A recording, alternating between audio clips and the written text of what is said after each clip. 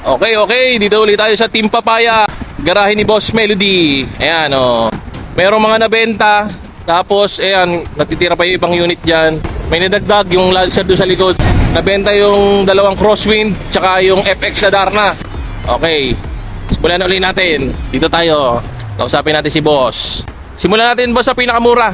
Ang pinakamurang auto natin, yung kulay puti. Yung kotse ni John Wick, ibebenta ko na lang ng 28,000.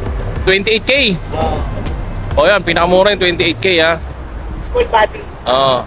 Tapos sumunod ito, 35,000. Yan. Pares 35K. Ayan ha, ayan yung issue niya, yung pintura. Oh, pero ayan, nakamag siya, no. Tapos ang kapal ng goma. 35K ito, EL, carb type, all manual, hindi po yan power steering. Tapos yun naman, FI yun. Pero all manual din siya, hindi rin siya power steering. Pero FI na siya. O, yan ang mga issue niya. Pintura, kasama to, pintura. Tatlo sila, tatlo. Iisa issue, pintura, aircon, rehistro. O, pero lahat yan, running condition yan. Itong dalawa, 35K, isa. Tapos yung small body, 28K na lang. Okay, next, yung ESI. Yung ASI natin, legit, benta ko na lang ng 75,000, boss. Bigay ko na yan ng 75K. Mabilisan na. Nabili ko na. Para makaikot na makaikot. Oo. Ayan, ito po yung ESI. Automatic. Dating 85K. Minamadali na. Kitang barya na lang. Honda Civic ESI. Automatic transmission. Makinis ang pintura. All power ha. All power. Malamig ang aircon. Gagamitin na lang to ha. 75K. Dito naman tayo, boss. Sa dalawa.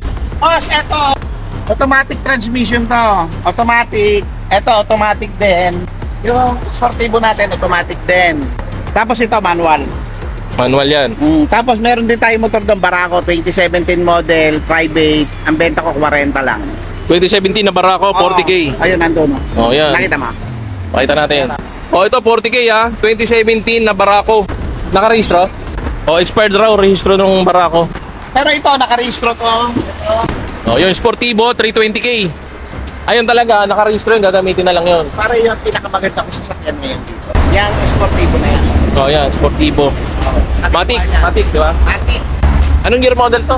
8,008. 2008 model na Isuzu Sportivo.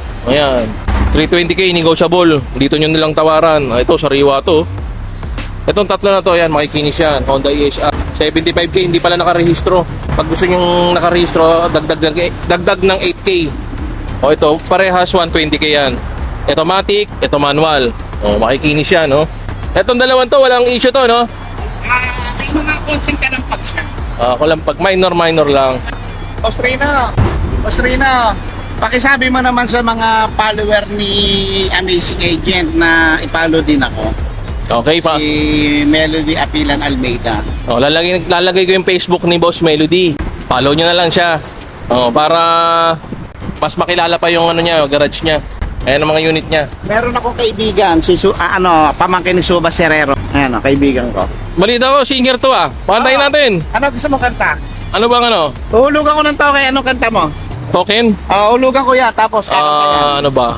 Ano bang mga kinakanta niya? Si ano? Sayaw na lang, spaghetti pababa. Spaghetti pababa, pababa ng pababa. Spaghetti pataas, pataas ng pataas. Spaghetti pababa, pababa ng pababa. Sumasayaw pala si Bossing. Merong hidden talent. Nakarehistro. Merong prangkisa ng Sastoda dito sa San Pedro, ibinebenta ko ng 35,000. Yan ha. May prangkisa, 35K. Ang prangkisa niya sa Stoda, kasama na pati yung linya, updated ang rehistro, updated ang prangkisa. Ang benta ko 35,000. Ayun o. Okay. Sige, pakita natin. Anong motor yan? Yamaha RS to. Ay, 2-stroke. Two-stroke to. Pero condition to pare ha. Parang prangkisa lang naman yung binayaran mo dyan eh. Oo, Di ba? benta ko na lang ng mura. Diba? Magkano na ba yung prangkisa ngayon dito? Nasa 25,000. 25, di ba? Stainless pa yung sidecar.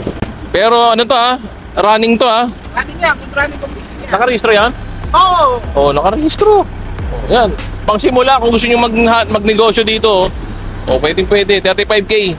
Punta kayo dito, baka matawaran nyo pa. Follow nyo na lang. Melody Apilan Almeida. Okay. Number ko ulit, lalagay ko. Pag may tanong kayo, tawag lang kayo sa akin. Salamat.